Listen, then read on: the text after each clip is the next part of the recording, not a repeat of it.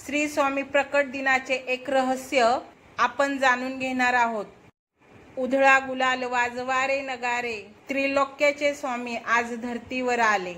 अनुसयाचा तूच दत्त, सुमतीचा तूच श्रीपाद, अंबा भवानीचा तूच नरहरी, आम्हा कैवाऱ्यांचा तूच स्वामी। अशक्य हे सारे करीतो शक्य एका क्षणात, भिवू नकोस मी पाठीशी आहे, असा सदा सांगे आम्हास। आज आपण स्वामी समर्थांच्या प्रकट दिनाची खरीखुरी हकीकत जाणून घेणार आहोत। ही सत्य कथा आहे। स्वामी समर्थ महाराज कधी आले, कुठून आले, ते कोण होते ते कोणालाच काही माहीत नाही। पण स्वामी सूत नावाचे एक महान भक्त होते।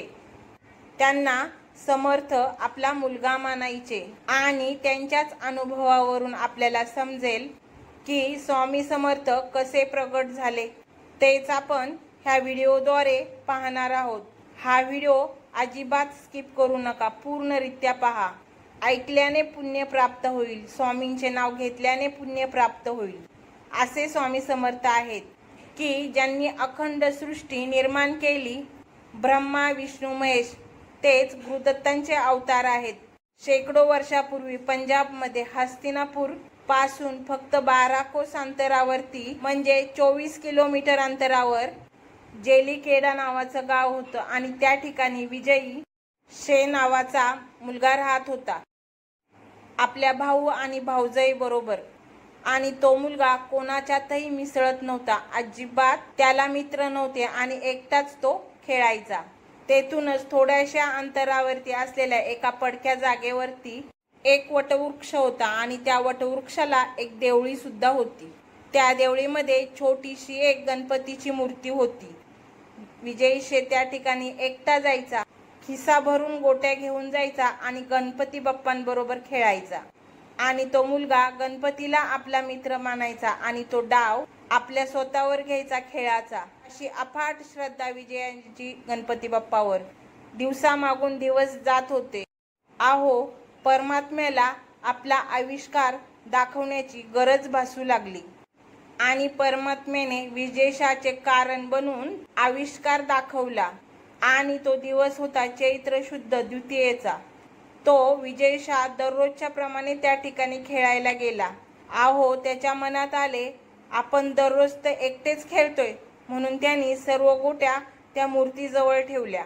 देवा बाप्पा, अहो मी रोज एकटा खेळतोय, परंतु आज तुम्ही माझ्याबरोबर खेळा, हे शब्द विजयशेंच्या तोंडून बाहेर पडले। आहो, धरणी कंपित होऊ लागली, सर्वत्र ढग जमा होऊ लागले, वारे वेगाने वाहू लागले, विजांचा लकलकाट झाला। कोणालाच काही कळत नव्हते की काय होतंय, काय होणार। अहो, ती अद्भुत शक्ती आज प्रकट होणार होती आणि तिच्याच आगमनाची ही सूचना होती। ज्या ठिकाणी गणेश मूर्ती होती त्या ठिकाणी धरती दुभंगली आणि त्यातून एक 8 वर्षाचे तेजस्वी बालक प्रकटले। ते दुसरं तिसरं कोणी नसून प्रत्यक्ष परब्रह्म स्वामी समर्थ होते। आणि त्यानंतर बघा, प्रत्यक्ष विजयशे बरोबर बालरूपी स्वामी समर्थ खेळले बघा आणि हरवलं त्यांना। आणि त्यावेळी स्वामी समर्थांनी त्या विजयशेला गोट्या उधार दिल्या आणि परत भेटेल तुला असे स्वामींनी विजयशेला वचन दिले आणि तिथून ते गुप्त झाले। थोडक्यातच स्वामींचा हा अवतार हस्तिनापासून 24 किलोमीटर अंतरावरती जेलीखेडे गावात वटवृक्षाच्या येथील गणेश मूर्तीच्या जवळ झाला। आहो, आपल्या मनात शंका निर्माण होईल, ही गोष्ट कशी काय कळाली।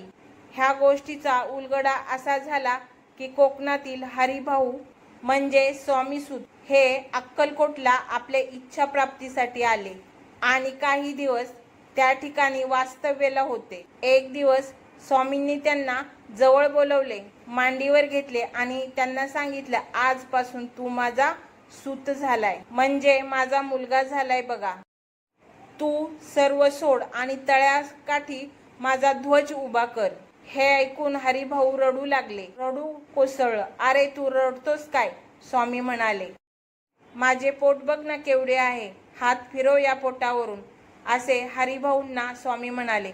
आणि जसा का हरिभाऊंनी स्वामींच्या पोटावरून हात फिरवला, हरिभाऊ ध्यानस्थ झाले, डोळे झाकले गेले आपोआप आणि त्यांना सर्व जन्म पाठीमागचे आठवू लागले. आणि त्यातलाच एक जन्म म्हणजे विजयसिंह म्हणजेच स्वामी सुतांचा पूर्व अवतार होता. आणि त्यानंतरच बघा सर्व गोष्टींचा उलगडा झाला. या गोष्टीला बघा स्वामी समर्थांनी सुद्धा दुजोरा दिला. स्वामी समर्थांच्या प्रकट दिनाचा उत्सव स्वामी सुतांनी सुरू केला. ज्यावेळी स्वामी सुत महाराज हा उत्सव अक्कलकोटमध्ये करत होते, त्यावेळेस बघा भुजंगासारखा एक भक्त त्यांनी स्वामी सुतांना विचारले, स्वामी सूत हे तुम्ही काय करत आहात? त्यावेळी स्वामींचं उत्तर आलं, माझा बाळ प्रकट झाला, त्याचा हा उत्सव मी करत आहे. नंतर पुढे नाना रेखी नावाचे अहमदनगरमध्ये स्वामी भक्त होते. अफाट भक्ती होती त्यांची स्वामींवर आणि ते स्वामी सुतांच्या सांगण्यावरून अक्कलकोटला आले होते. अहो ते पिंगळा ज्योतिष विद्येत पारंगत होते. स्वामींनी त्यांना सांगितले की माझी कुंडली बनव, म्हणून त्यांना खूप आनंद झाला. त्यांनी लगेच कुंडली बनवण्याचं काम सुरू केलं. काही दिवसात कुंडली बनली आणि कुंडली मधला मजकूर तुम्हाला जो सांगितला त्याप्रमाणेच होता. ते घेऊन स्वामींच्या जवळ आले. अहो तेथे आल्यानंतर एक भजनाचा कार्यक्रम चालला होता.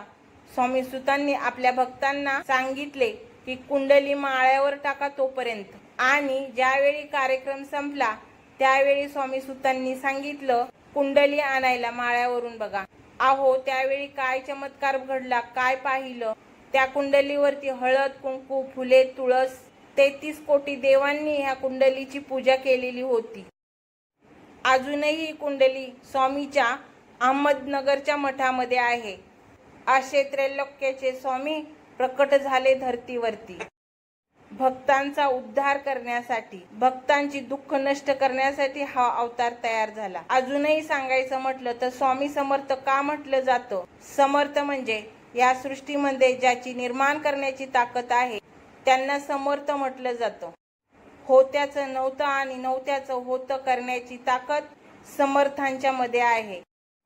तुम्ही समर्थ भक्त असाल तर तुम्हाला सांगते, हा व्हिडिओ जास्तीत जास्त अहो समर्थांचे गुणगान गायलेले, प्रकट झाले कसे गायलेली आणि बोललेली सत्य कथा आहे. तेव्हा जेवढे आपण शेअर कराल तेवढे आपले पुण्य प्राप्त होईल. ही जर माहिती आपल्याला आवडली असेल तर आमच्या चॅनलला लाईक, शेअर, सबस्क्राईब करा आणि कमेंट म्हणून स्वामी समर्थ असे लिहा.